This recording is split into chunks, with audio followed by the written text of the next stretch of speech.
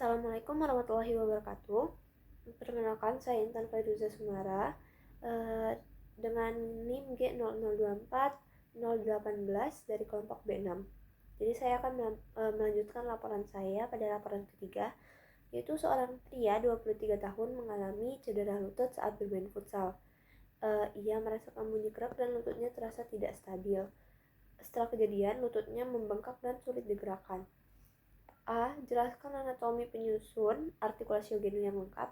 B. Jelaskan ligamentum yang memperkuat artikulasio-genu. Dan C. Jelaskan anatomi os femur. Baiklah, untuk yang pertama itu artikulasio-genu. Jadi artikulasio-genu ini tuh sebenarnya pertemuan dari 3 tulang. Tulang apa aja? Itu ada tulang femur, tulang patella, dan tibia.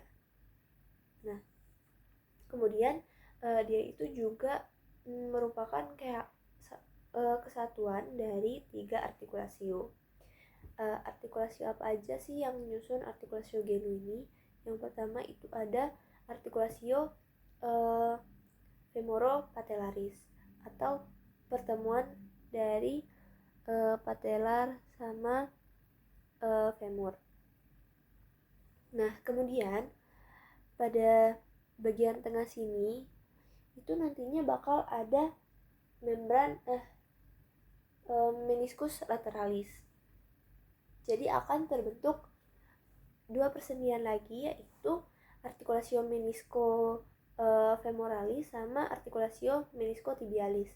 Jadi artikulasio menisco femoralis itu nanti pertemuan si menisco lateral ini sama si femur.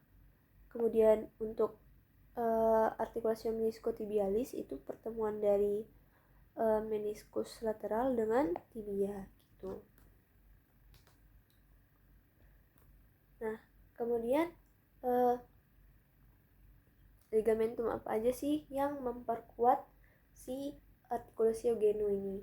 Jadi lutut pada artikulasio genu ini terdapat banyak ligamentum yang membantu dalam memperkuat artikulasio tersebut.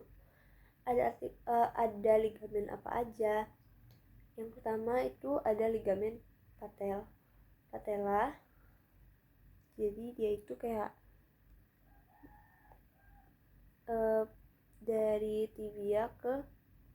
femur ke tibia.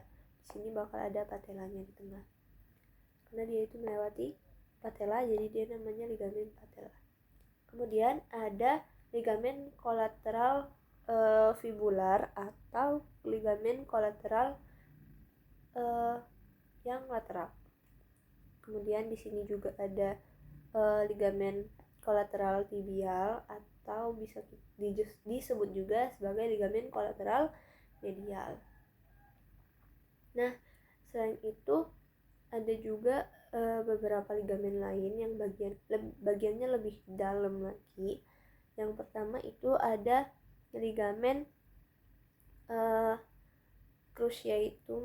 cruciatum anterius et posterius. Nih, yang ini.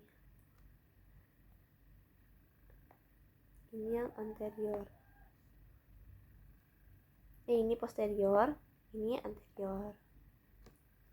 Atau ACL, yang sering cedera itu biasanya ACL kalau di orang-orang yang suka main futsal gitu atau sepak bola. Kemudian ada ligamen transversum genu. Bagian sini.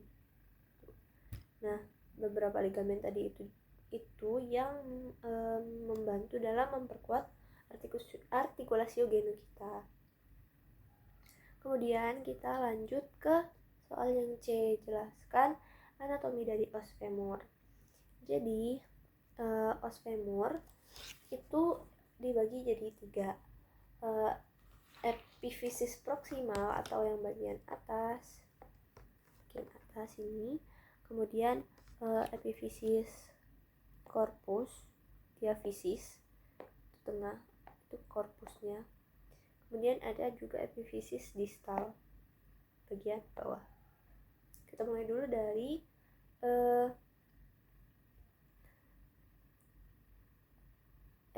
epifisis proksimal atau bagian atas.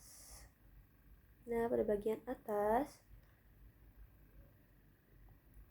ini bisa kita lihat ada caput femoris.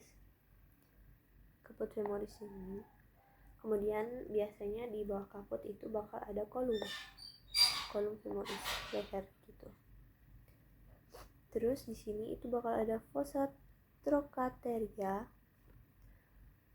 Oh ya, nantinya ini itu bakal bersendi dengan kokse. Tuh. Nah, kemudian ada trochanter mayor dan ada trochanter minor. Ini kan pada bagian anteriornya ya. Kalau kita lihat dari posterior itu bakal lebih jelas trochanter mayornya dan trochanter minor. Kemudian di sini bakal ada crista intertrochanterica atau di antara trochanter. Terus di sini ada tuberositas glutea. Ini udah masuk korpus sih.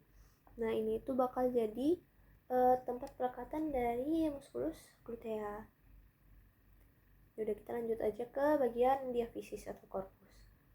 Pada bagian depan itu dia lebih halus, bagian anteriornya itu lebih halus. Nah, kalau pada bagian posterior itu ada kayak yang tadi udah aku mention, ada tuberositas gluteanya, terus ada labium, ada dua linea aspera, linea aspera itu ada dua bagian, labium lateral dan labium medial.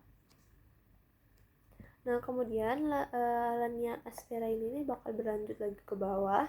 Untuk yang lateral itu akan menjadi linea supracondylaris lateralis, dan untuk yang labium medial itu akan menjadi linea supracondylaris medialis. Oke, kita lanjut ke